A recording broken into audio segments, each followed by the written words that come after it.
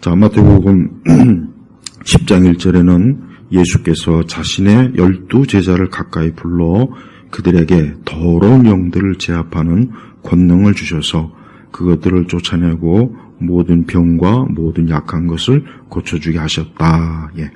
자, 마태복음 10장의 이제 전반적인 내용이 뭐냐면, 이제 예수님께서 이제 제자들을 세워요. 그래서 12사도들을 이제 세웁니다. 그래서 2절, 3절, 4절 보면은 12사도의 이름이 잘 나와 있습니다. 그 12사도 중에 하나 보면은 4절에 보니까 가나안 사람 시몬과 예수님을 넘겨준 가롯 사람 유다이다. 유다의 그 이름도 나와 있어요. 우리가 다른 복음서에 보면은 예수님께서 제자들을 세우시기 전에 밤새 철야기도 하셨습니다. 우리는 예수님께서 그렇게 기도하셨는데 왜 가룟 유다 같은 사람이 세워졌을까? 어떤 분은 의문을 제기하더라고요. 그것은 하나님께서 정하신 하나님의 뜻이에요. 예수님께서 기도를 잘못하거나 예수님은 모른 것이 아닙니다. 예수님은 분명히 그 제자 중에 누군가가 자기를, 이 가룟 유다, 이 가룟 유다가 자기를 팔 것이라는 걸 분명히 예수님은 전 아셨을 거라고 생각이 돼요. 그러니까 우리는 이 제자들이 세워진 것도 이것도 하나님의 섭리와 뜻과 결정이지 사람의 뜻과 결정이 아니에요. 이 12제자들이 와서 내가 예수님의 제자, 사도가 되고 싶습니다 해서 세워진 것이 아니라 예수님께서 기도하시고 예수님이 직접 뽑은 그런 사람들이에요. 그 중에 하나가 가룟 유다인 거예요. 우리는 왜 하나님께서 그렇게 하셨는지 우리는 궁극적으로 모릅니다. 그러나 중요한 것은 우리 예수님께서 어쨌든 이 사도들을 세우셨다는 것은 이 사도들을 통해서 뭘 하시려고 하냐. 아까 1절에도 봤지만 그 하나님의 권능을 이 사도들에게 부여하셔요.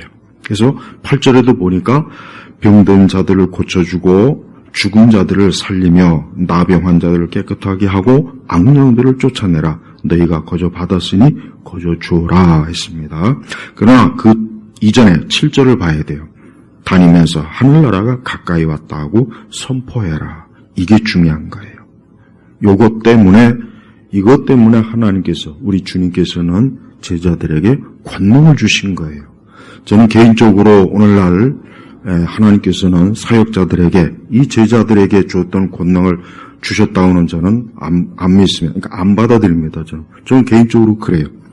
물론 이 부분에 있어서 신학적으로 여러 다른 견해도 있고 성경적 관점이 다른 건 저도 잘 알지만 저는 믿지 않습니다. 오늘날 신약교회 목회자들은 복음을 전하는 게 가장 중요한 거예요.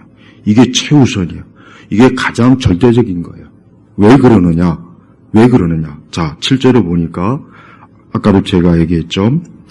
자, 6절에 보면은 먼저 6절. 오히려 이스라엘의 집에 잃어버린 양들에게 가라. 자, 잃어버린 양들. 영적으로 뭡니까? 영적으로 이 죽음과 사망과 마귀의 사슬에 매여 있는 자들이에요. 근데 그들에게 뭘 선포하라고 했어요? 하나님 나라가 가까이 왔다. 그러니까 너희의 구원이 가까이 왔다는 거예요. 누굴 통해서요? 예수님을 통해서요.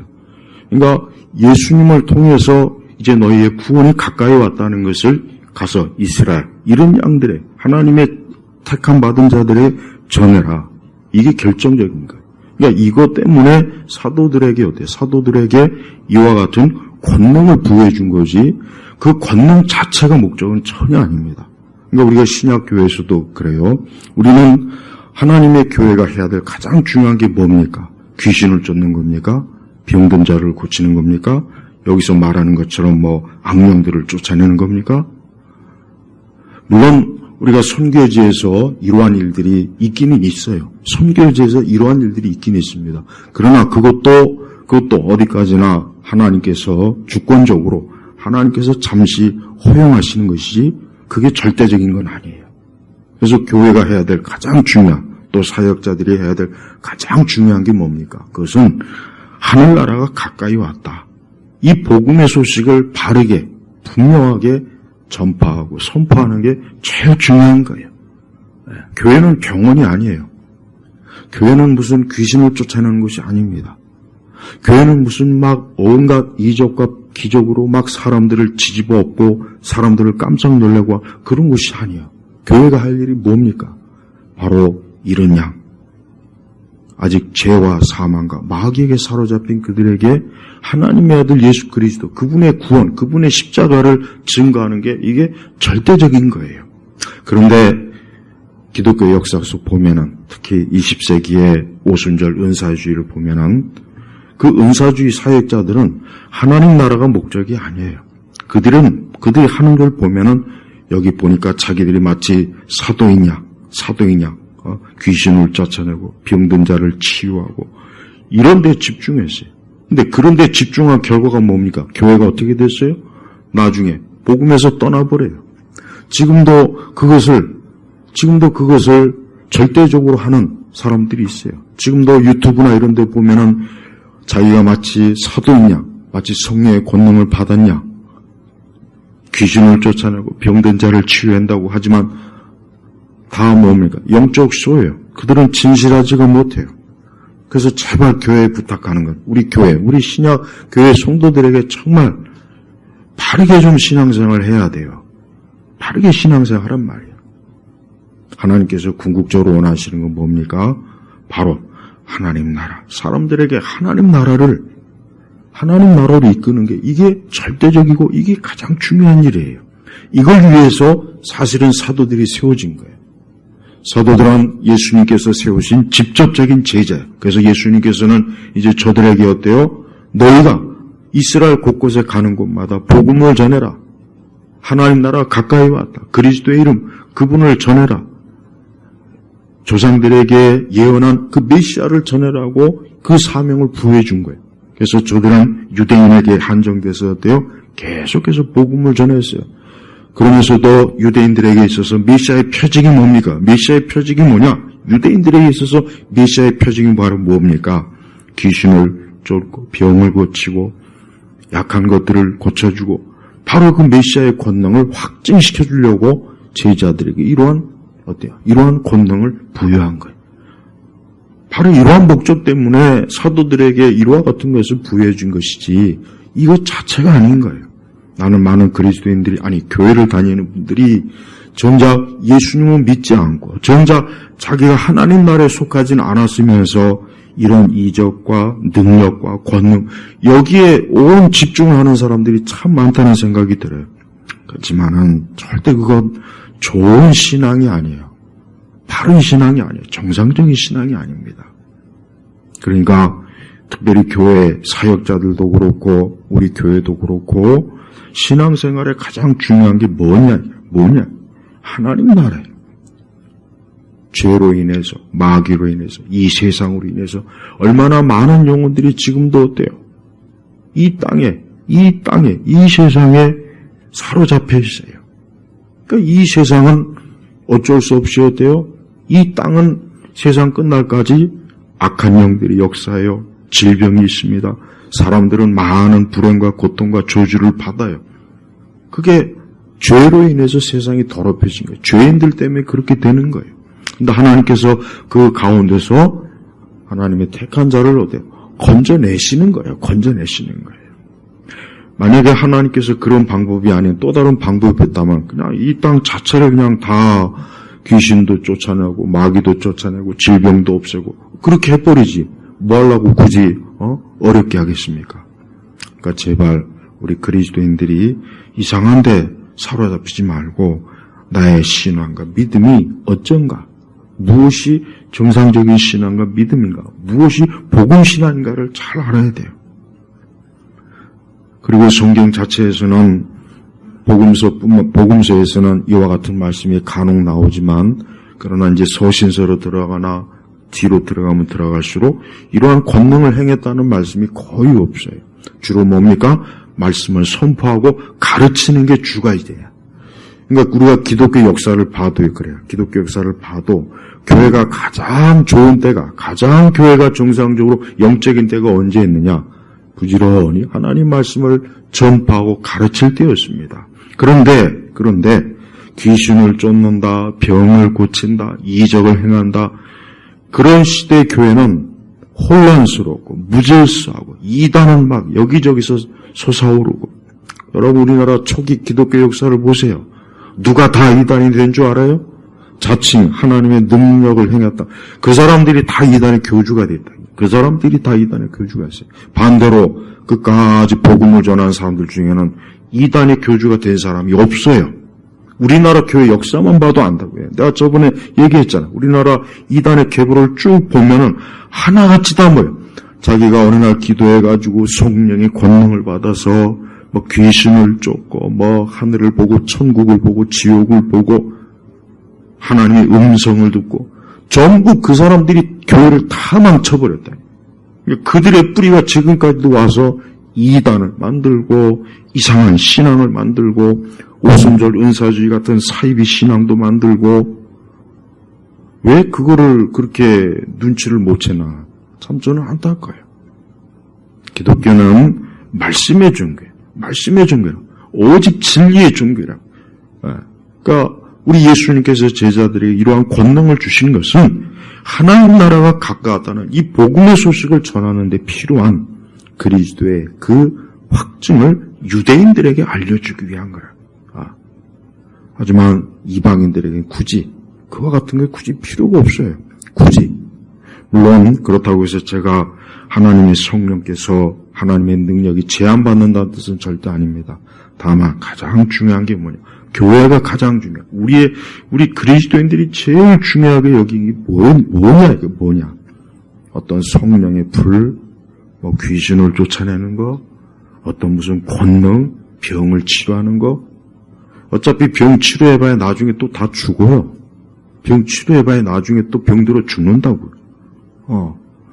그게 목적이 아니니까 제발 말 그대로 건전한 신앙생활을 하려면은 철저하게 예수 그리스도의 그분을 믿는, 그분을 바라보고 그분 안에서 신앙생활하는 게 가장 중요한 거예요. 제발 좀 유튜브에서 이상한 거 보고 뭐 불의 종이니 무슨 귀신을 쫓느니 무슨 병을 치료한다는 동.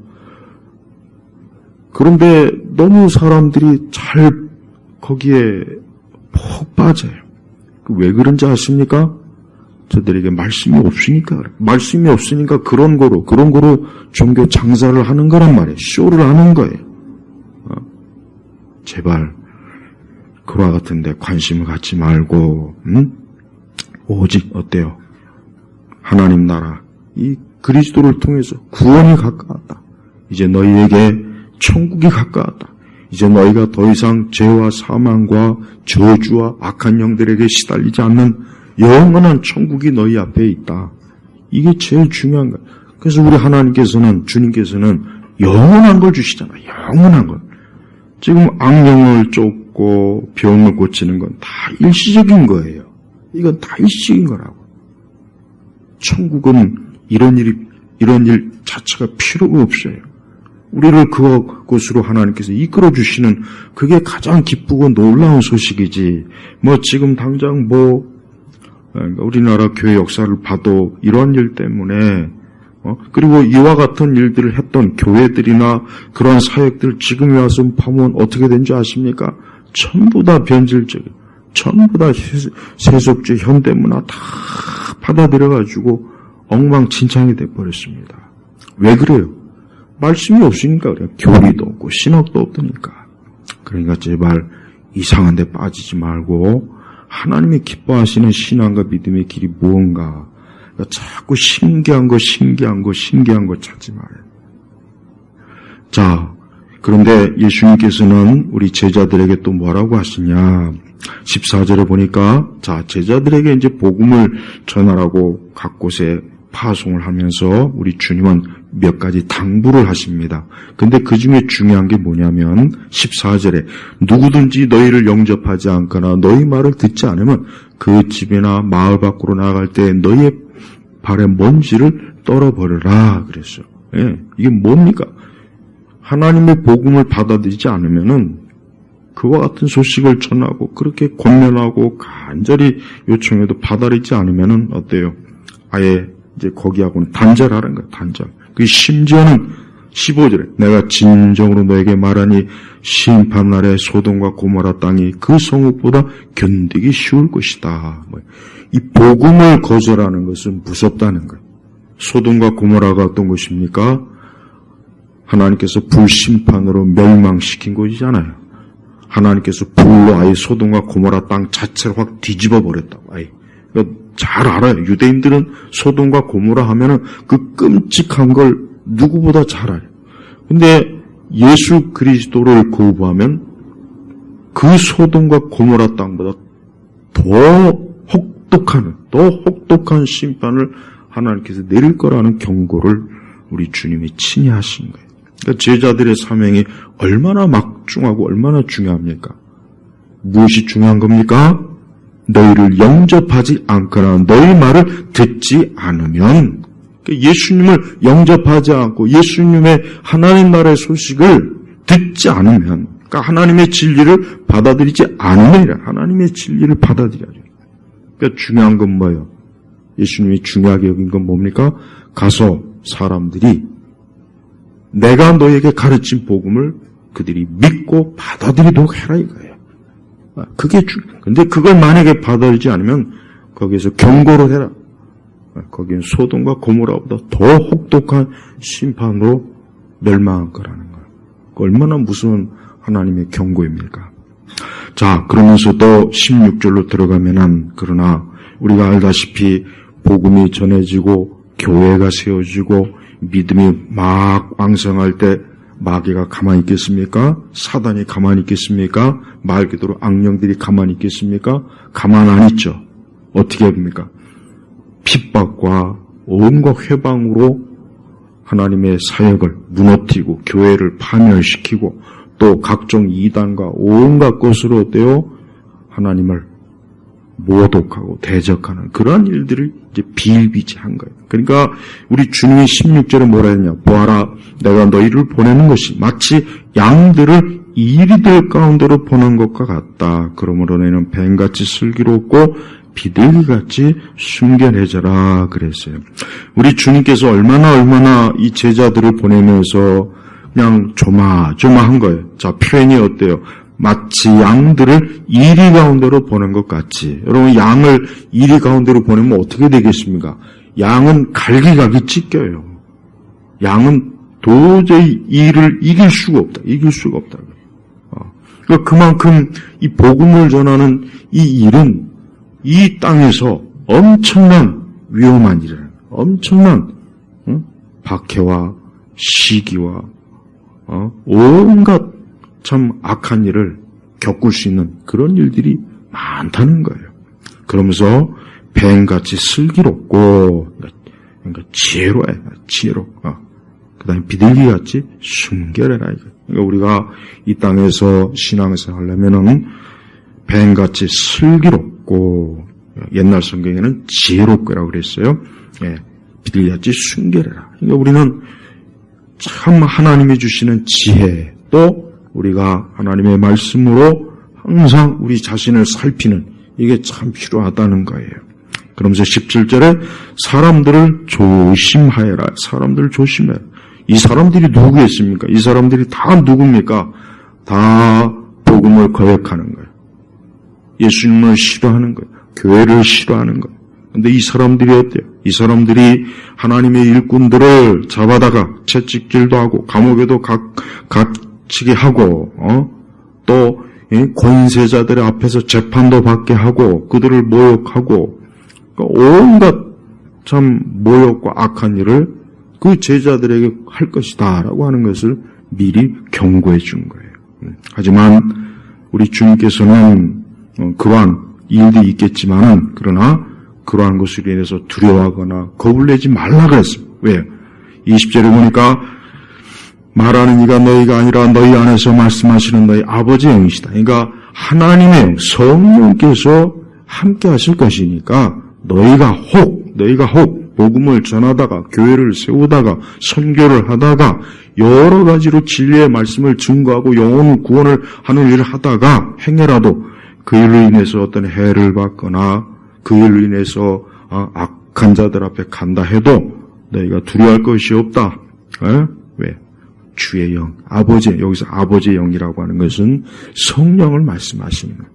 성령이 너희 안에 거하시니까 너희는 굳이 미리 준비할 말도 필요 없고 다 이미 하나님께서 모든 걸 예비해 놓으셨다는 거예요. 그러면서도 21절에 보니까 형제가 형제를 죽음에 넘겨주고 아버지가 자식을 그렇게 할 것이다. 또한 자식들이 부모를 대적하여 일어나서 그들을 죽일 것이다. 너희가 내 이름 때문에 모든 일에게 미움을 받겠으나, 그러니까 미움을 받는 거예요. 여러분, 심지어 우리 36절에 뭐라 그랬습니까? 사람의 원수들이 자기 집안 식구들일 것이다 그랬어요. 그러니까 이 복음을 받아들이면요, 같은 가족 혈육이라도 불신자가 있을 때는 원수가 되는 거예요. 그래서 35절에도 그랬잖아요. 나는 사람이 자기 아버지를, 딸이 자기 어머니를, 며느리가 자기 시어머니를 대적하여 나눠지게 하려고 왔다 그랬어요. 여러분, 복음은 참 좋은 거예요. 구원의 소식은 참 좋은 겁니다. 예수 그리스도를 선포하고 그분의 진리, 그분의 평안, 그분의 은혜를 이 땅에 전파하고 사람들에게 참 증거하는 건 좋은 일인데, 그러나 그만큼 또 어때요? 이 세상과 원수 마귀는 엄청난 적대적인 그런 모습으로, 그러한 태도로 반드시 대적을 하는 거예요. 그래서 28절에 오늘 우리가 읽은 본문에 몸은 죽여도 영혼은 죽일 수 없는 자들을 두려워하지 마라. 오히려 영혼과 몸을 능히 지옥에 멸망시킬 수 있는 분을 두려워해라. 여러분, 우리가 이 28절의 말씀은 정말 잘 받아들여야 돼요. 여기서 이 말씀이 중요한 게 뭐냐면, 몸은 죽여도, 그래요. 우리가 교회 역사를 보면은 예수님을 믿는 그 한 가지 이유 때문에 지금도 마찬가지고 곳곳에서 죽임을 당하는 이들이 많이 있어요. 다른 이유가 아니라 예수 그리스도를 믿는 그 한 가지 때문에 우리가 기독교 역사 속에서 얼마나 많은 순교자들이 있습니까? 그리고 지금도 있어요. 지금도 있다고, 지금도 교회가 세워지는 것이 불법인 것, 지금도 선교사들이 들어가지 못하는 것, 지금도 성경을 자유롭게 볼 수 없는 것, 지금도 십자가를 자유롭게 세울 수 없는 곳이 이 땅에 많습니다. 근데 그곳은 여전히 어때요? 예수님을 믿는 자들을 잡아다가 감옥에 쳐넣고 재판에 넘기고 벌금을 매기고 때리고 죽이고, 그런 일들이 지금도 많이 있어요. 많이 있다고요. 우리처럼 이렇게 자유롭게 마음껏 모여서 예배드리고 찬송도 하고 기도도 하고 심지어 복음도 전하고, 여러분, 그러한 종교에 우리의 신앙의 자유를 이렇게 누리는 그런 일이 보편적이지 않아요. 오히려 그렇지 못하는 것이 아직도 많이 있습니다. 여러분, 우리가 지금 신앙생활 하는 걸 감사하게 여겨야 돼요. 그러나 우리도 언젠가 어쩌면 우리도 예수 그리스도를 믿고 교회를 다니고 신앙을 다니는 것 때문에 우리의 생명을 빼앗을 일이 우리에게도 온다면 오늘 이 말씀을 잘 기억해서 몸은 죽여도 영혼은 죽일 수 없는 자들을 두려워하지 마라.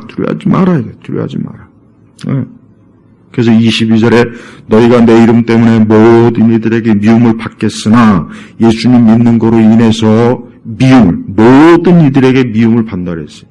그러니까 여기는 뭐예요? 우리의 가족들에게도 미움을 받을 수 있어요.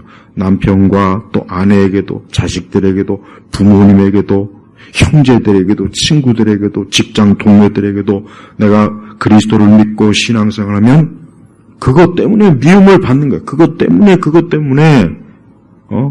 곤란한 일을 당하고 어려운 일을 당해요. 하지만 끝까지 견디는 그 사람은 구원을 받을 것이다. 믿음을 포기하지 말고, 신앙을 포기하지 말고 끝까지 견뎌라, 이겨내라 이거예요. 여러분, 근데 이게 어렵잖아요. 우리가 지난 요 몇 년 동안 우리가 이 코로나 때 보니까 여러분, 교회가 얼마나 힘들었습니까? 모여서 제대로 예배도 못하고, 모여서 예배를 드리면 그 교회를 고발해서 법정에 넘기고 벌금을 물리고, 교회에 모이면은 이 세상 언론이 막 그 교회를 핍박하고, 얼마나 어려움을 많이 당했습니까? 근데 그와 같은 일들이 앞으로도 또 있을 거예요. 아니, 그보다 더한 일도 있을 거라고. 그래서 사람들이 미워해. 세상이 우리를 미워해. 교회 다니는 사람을 공연히 미워한다고요. 교회 다니는 사람들이 무슨 이 세상과 국가와 사회에 무슨 해를 끼친 것도 아닌데 미워한다고. 왜요? 바로 내 이름 때문에, 그리스도의 이름 때문에 그러는 거예요.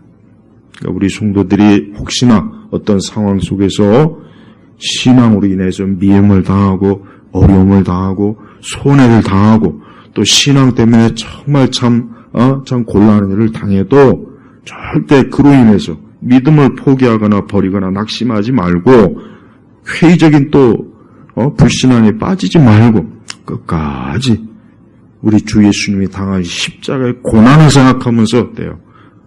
견뎌내요. 믿음으로 견뎌내는 거예요. 우리 주님은 더 큰 핍박, 더 큰 어려움을 당했어요. 25절에 보니까 제자가 그의 스승만큼 되고 종이 그의 주인만큼 되면 그것으로 충분하다. 그들이 집주인을 바알세불이라고 불렀다면 여기서 집주인을 누굴 말씀하시는 겁니까? 예수를 말씀하시는 거예요. 바리새인들과 사두개인들과 제사장들이 예수님을 얼마나 혹독하게 모독했습니까? 뭐 귀신이 들렸다, 미쳤다, 뭐 바알세불이다.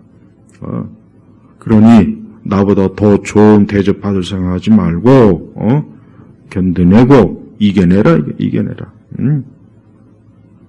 또한 우리는 28절의 말씀을 다시 한번 보겠습니다. 우리 주님께서 사람의 구성 요소에 대해서 말씀한 거예요. 뭡니까? 사람은 몸도 있지만 영혼도 있는 거예요. 영혼도. 근데 우리 하나님께서 인간을 만드셨을 때 이 몸과 영혼을 구성해서 만든 거란 말이에요. 그러나 몸은 뭡니까? 몸은 사람이 손을 댈 수는 있어요. 그래서 우리 주님도 몸은 죽여도 그래요. 혹 우리를 대적하고 우리의 원수들이 우리의 생명을 빼앗을 수는 있어요. 그러나 영혼은 손을 못 대는 거예요.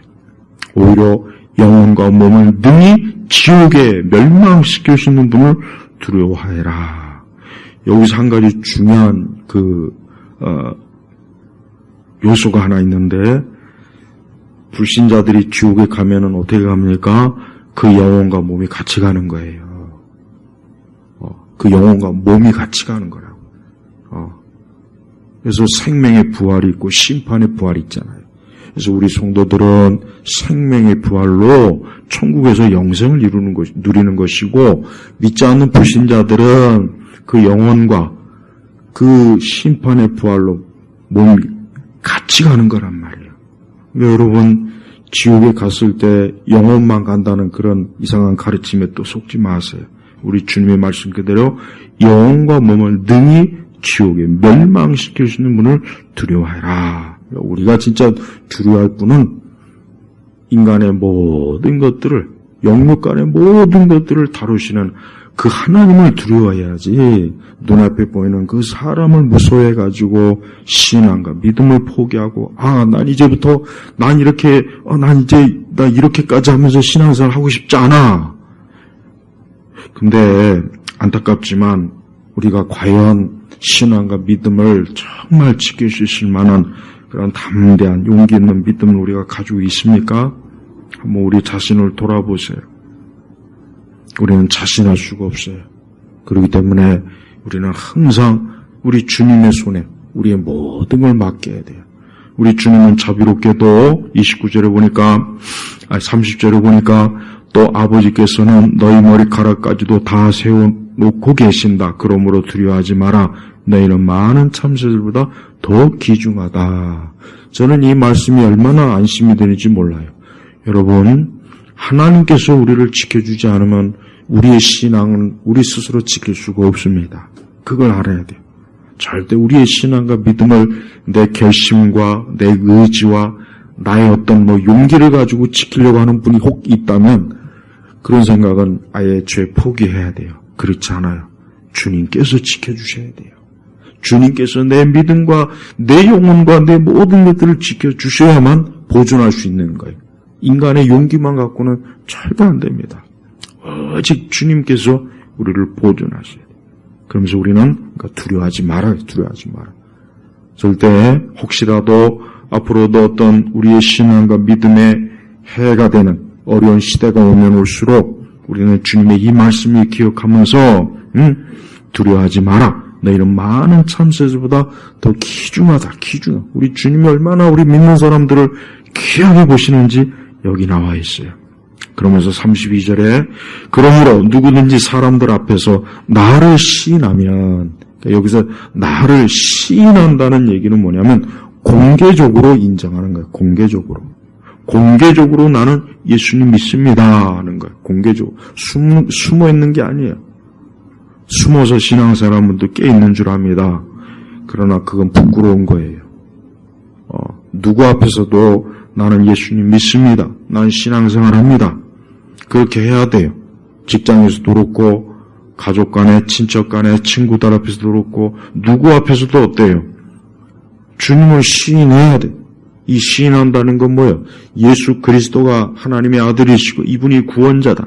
이분이야말로 사람을 영원한 멸망과 사망에서 건질 뿐이다 하고 시인하는 거예요. 우리가 다른 종교인들 앞에서도 시인해야 돼요. 다른 종교인들 앞에서도 우리의 믿음을 드러낼 줄 알아야지. 우리의 믿음을 심거나 우리의 믿음에 대해서 침묵하는 것은 세상은 그걸 좋게 보겠지만 하나님은 그걸 좋게 보지 않습니다. 우리 시대처럼 종교 간에 서로 화평해야 된다, 평안해야 된다 해가지고 서로 종교를 인정하라 자꾸 그러죠. 근데 그러다 보니까 복음이 안 전해져요. 다른 종교를 가진 사람들 앞에서 침묵을 해요. 예수님을 증거하지 않아요. 그건 잘못된 거예요. 그건 오늘 이 말씀에 불순종하는 거예요. 뭐라고 했습니까? 나도 하늘에 계신 내 아버지 앞에서 그를 시인할 것이다 그랬다. 그러나 누구든지 사람들 앞에서 나를 부인하면 나도 하늘에 계신 내 아버지 앞에서 그를 부인할 것이다 그래. 부인할 것이다. 우리가 그리스도를 시인하는 것은 다양해요. 내가 입으로도 시인해야 돼요. 나의 생각으로, 나의 지식으로, 나의 경험으로, 내 모든 것으로도 어때요? 시인할 줄 알아야 돼요. 예수님이 나의 왕입니다. 예수님이 나의 지도자입니다. 그분이 나의 인도자입니다. 그분이 나의 구원자입니다. 그분이 하나님의 아들이십니다. 그분이 십자가에서 날 위해서 십자가에 죽으셨고 부활하셨습니다. 시인하는 거예요. 숨기면 안 돼요. 또한 우리의 신앙을 개인적으로만 드러내는 분들이 있어요. 개인적으로. 그러니까 공개적으로는 드러내질 않아요. 하지만 신앙은 모든 면에서 다 드러내야 돼요. 누구나 다 할 수 있도록. 저 사람은 교회 다니는 사람이다. 저 사람은 예수 그리스도를 믿는 사람이야. 저 사람은 하나님 믿는 사람이야. 누구나 다 알 수 있도록 해야 돼요. 우리가 공적 영역이든 사적 영역이든 우리 신앙은 드러내야 되는 거예요. 사적 영역에서만 신앙을 가지죠. 우리나라 우리 한국의 그리스도인들이 가장 안 좋은 점이 뭡니까? 교회에서는 열심히 신앙생활을 하는 것 같은데 자기네 직장이나 자기가 소유한 다른 영역에 가서는 가만히 있는 거예요. 누구도 그가 교회 다니는지 몰라요. 누구도 그가 신앙생활하는지 몰라요. 그것도 부끄러운 거예요. 그것도 뭐예요? 그건 그리스도를 시인하는 게 아니에요. 왜 예수님을 어느 장역소, 어느 영역, 어떤 환경, 어떤 상황에서도 우리 주님을 드러내야 되는 거예요. 그게 바로 이 말씀에 순종하는 겁니다. 만약에 그 말씀에 순종하지 않으면 여기 말씀처럼 누구든지 사람들 앞에서 나를 부인하면 나도 하늘에 계신 내 아버지 앞에서 그를 부인할 것이다. 부인할 것이다. 우리의 어떤 영역에서도 신앙을 드러내야 돼요. 정치하는 사람들이 선거표를 얻으려고 그냥 종교 순례를 하죠. 절에 갔다, 성당에 갔다, 교회 왔다, 여기 갔다, 저기 갔다.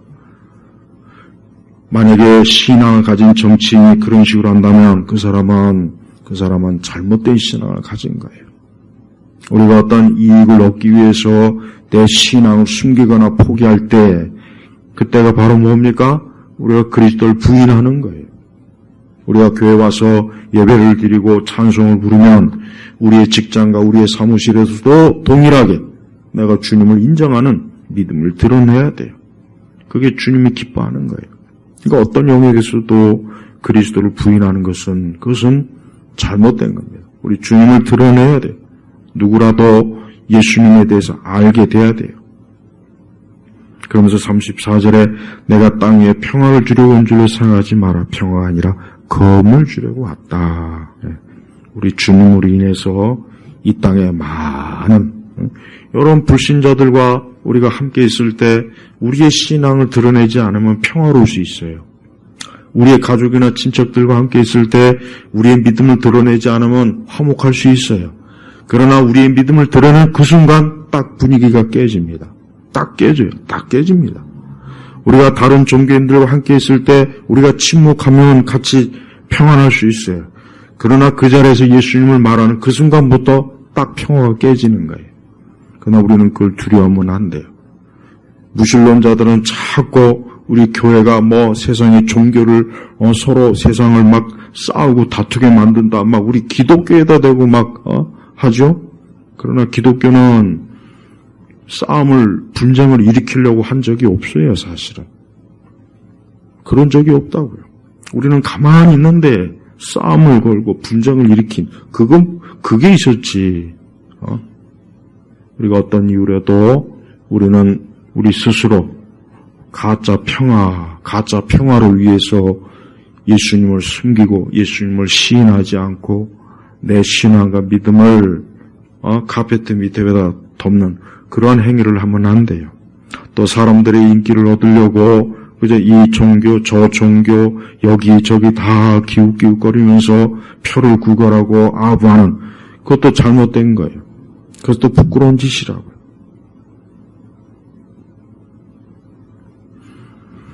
(36절로) 넘어가겠습니다. 자, 사람의 원수들이 자기 집안 식구들일 것이다 하면서 37절에 아버지나 어머니를 나보다 더 사랑하는 자는 내게 합당하지 않고 아들이나 딸을 나보다 더 사랑하는 자도 내게 합당하지 않다.